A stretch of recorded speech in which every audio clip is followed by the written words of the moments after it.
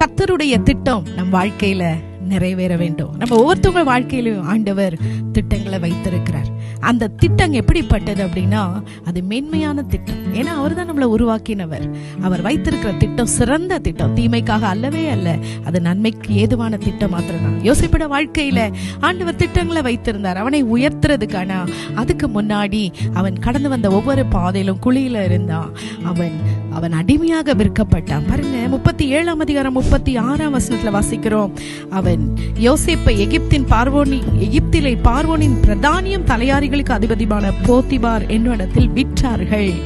அந்த இடத்துல யாரு வீட்டுக்கு யோசேப்பு போகணும், அடிமையாக விற்கப்பட்ட போது ஆண்டவர் ஸ்பெசிபிக்கா அங்க அதிகாரியின் வீட்டுல அவன் விற்கப்பட அங்க போகிறதுக்கு ஆண்டவர் அழகாக யோசேப்பை வழி நடத்தினார். உங்க வாழ்க்கையிலும் என்னுடைய வாழ்க்கையிலும் கூட நமக்கு தீமை நடக்கிறது போல இருக்கலாம், பிரச்சனை மாதிரி இருக்கலாம்.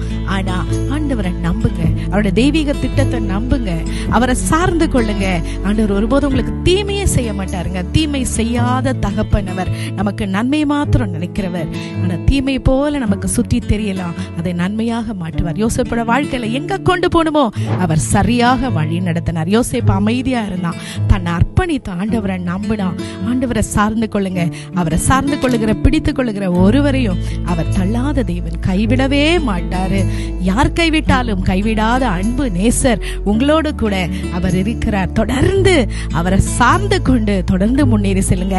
கர்த்தர் தாமே உங்களை ஆசீர்வதிப்பாராக.